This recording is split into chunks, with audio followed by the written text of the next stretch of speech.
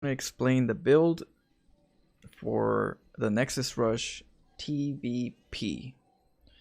There's a lot of little intricacies in it. I'll try to break it down for you so that you understand what's going on. First things first, of course, pylon on the high ground. And we go out with our probe.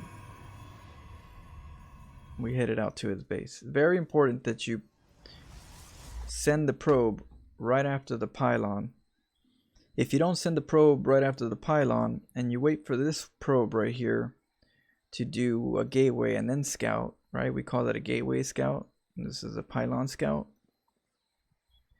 Well, if you do it with the pylon scout, your probe will get into the opponent's base, right? And we're trying to do a Nexus Rush. If you get a gateway and then scout, then there's a chance by the time you get up here, he's going to wall up the supply depot with the barracks as well, and you're not going to be able to get in here, and the build is going to be a lot difficult to use. You might have to transition right after that. So the one main key thing is you always got to go for a pylon scout. We're getting a gate. We're getting a second gate. Probe is in, right? Now you can harass the SCV for a little while, but you do not want to get walled out. So the last thing you need is to get stuck out here, and he just makes a supply depot here.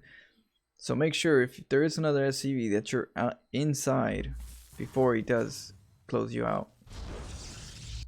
We have a pylon. This pylon is very tricky, right? So what's going on here is at our main base, we have two gateways coming up. We're almost saturated at 16 workers. But if we look at our resources, I'm at 145 minerals. It takes 400 resources to make a Nexus. So what I could do right now, since I don't have the money and I have a fast probe, is to confuse my opponent. The best way to confuse them is make them think that I'm going for a cannon rush.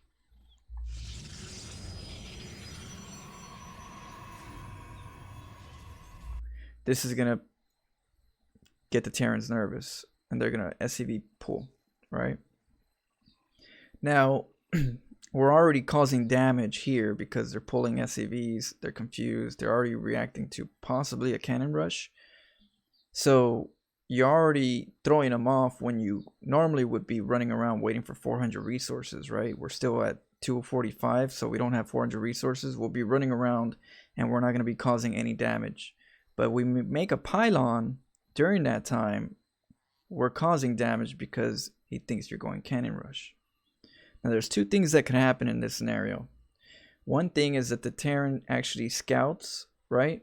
And if he scouts, most of the time the SCV gets in here and he's going to click on the gateways and he's going to be like, it's not a forge, it's two gateways, he's tricking me.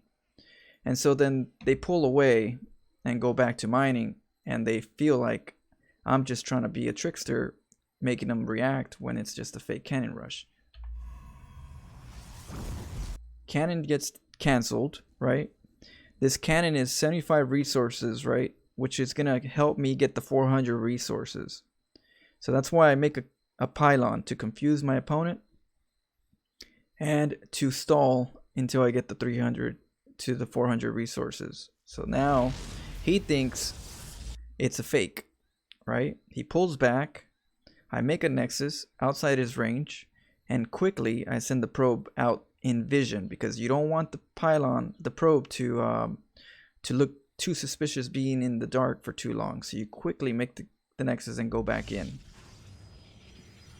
And this is the objective. Keep him in sight. As long as this probe is in vision, it can't be doing any cheesy stuff. But there's a pylon here. Now that's confusing for him, because he's like, okay, well, he's either trying to mess with my head or he's trying to cannon rush, but it's already too late to cannon rush because my barracks are already up. So he already knows by looking at this pylon that if this Protoss even attempts to cannon rush, it's already way too late, and Senver here is going to stop it. But this is all just for mental attention to this pylon and to this probe, keeping the attention away from the gate, the nexus forming. Now if we look at our base, we're going to be producing 2 zealots, right? 2 zealots are being produced, and this is where your chrono boost is actually utilized. You don't make your chrono boost for your probes early on, because the chrono boost is going to be to speed up your zealots in order for you to do the most aggressive approach to this build. Now, you would think that this pylon is going to be canceled, but in reality, I'm not going to cancel this pylon. The reason why I'm not going to cancel this pylon is because it's a diversion. It's a fake cannon rush attempt, but the pylon is actually going to serve 2 purposes: confusion, attention, but at the same time, it's going to give me the additional supply I need for the other 2 zealots that come out of these gateways. So these 2 are going to be okay with supply. I need another pylon for the next 3rd and 4th zealot, and so there goes my pylon.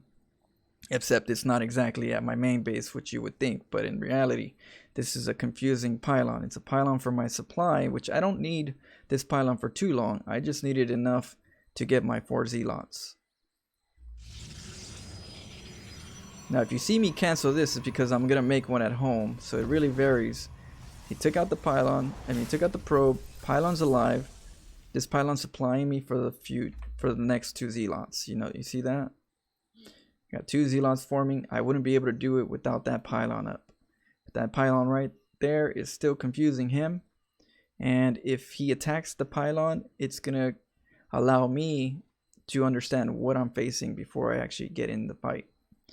Now, very important though, is that we make a pylon in the back of our mineral line next while we're making other zealots. The next important part is that we're going to get a cybernetics core. Now you would be like confused right now. You'd be like, why are we getting a cybernetics core if we're about to send all our probes and zealots over to your opponent's base, right? Why the cybernetics core? We'll find out. I'll explain to you in a bit. It's called a setup and a payoff. Here's the zealots. There's the gas. We send the probes into the gas. They all clump up. This zealot gets closer. We have 4 zealots, a bunch of probes. And right now, I'm getting shot with 1 marine somewhere here. Or a reaper. It's a reaper right here.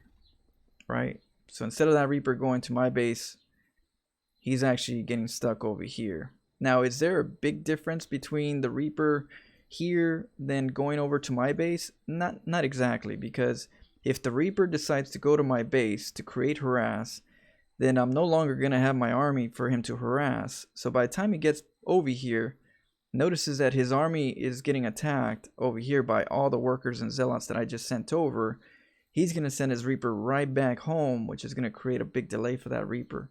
During that time, my zealots and probes will be doing some havoc in his base. That's if the Reaper goes to my base, but in this case, this Reaper stays home.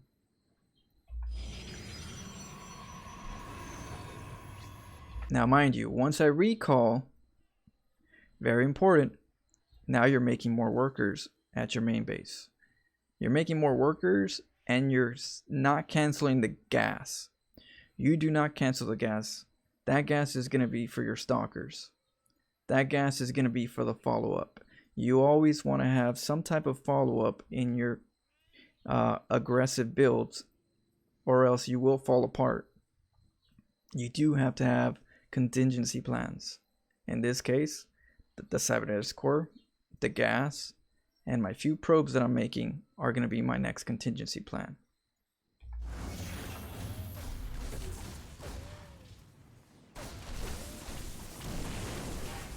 Alright, now we got to deal with the workers.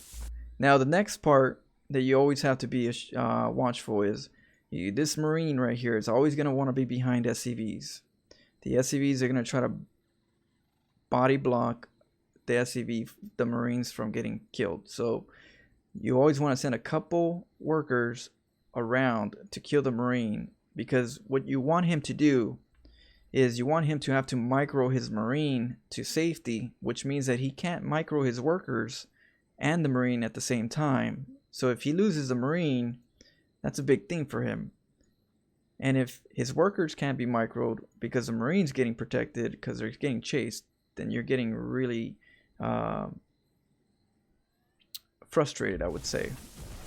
There goes the Zealot, went around, and now the SCV is running. Here's the next trick. You do not move out and chase the SCVs. Do not chase the SCVs until that supply depot is dead. You do not want to go outside here to chase the SCVs, and then he walls up the supply depot, and then you can't get back in. And then all he has is a couple Marines shooting directly, and maybe a Marine or SCV or a mule or so repairing the supply depot. You do not want that. So you always want to make sure that you keep some units inside, or you wait until you kill the supply depot.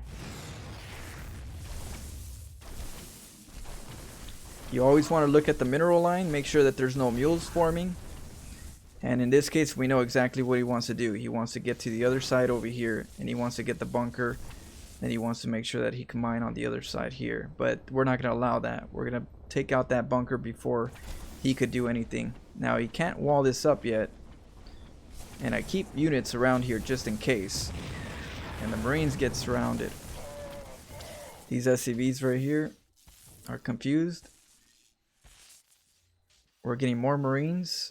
The mule, gotta make sure that you kill those mules. Go after those mules. That's a very important part. The buildings are one part, but if he keeps muling, he can get more Marines. So we're over here continuing the attack.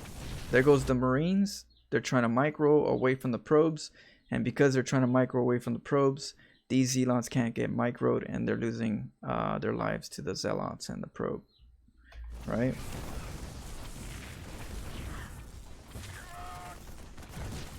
There goes the Marine. Marines killed. SCVs are down. We did what we need to do. Now it's contingency plan. Contingency plan is get all your probes together. Recall your probes back because mission is already accomplished. These probes no longer need to be here. They need to go back home and start mining. Now, as you can see, I already have 5 probes here collecting resources. And then this is where you get your gas.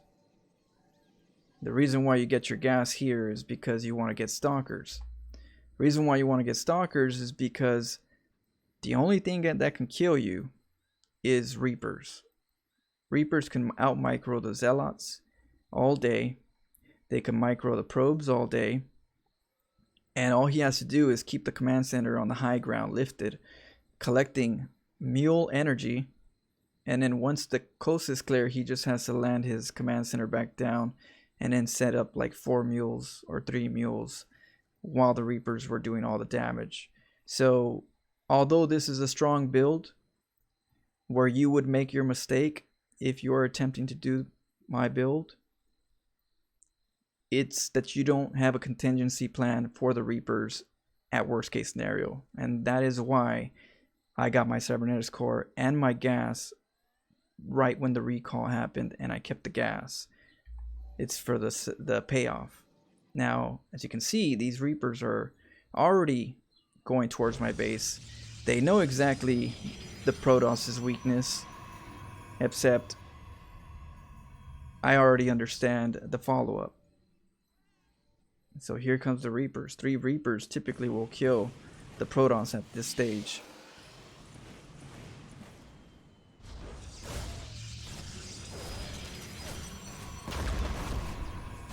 Pull away.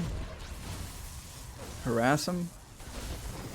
Alright, we have the first battery shield is for our probes. This one's for our probes. This one right here is going to be for the stalker.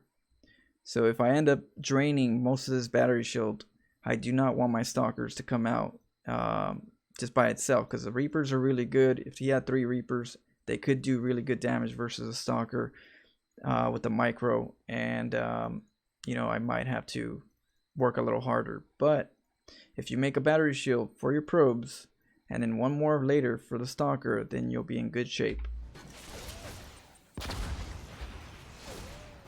Once he saw that Stalker,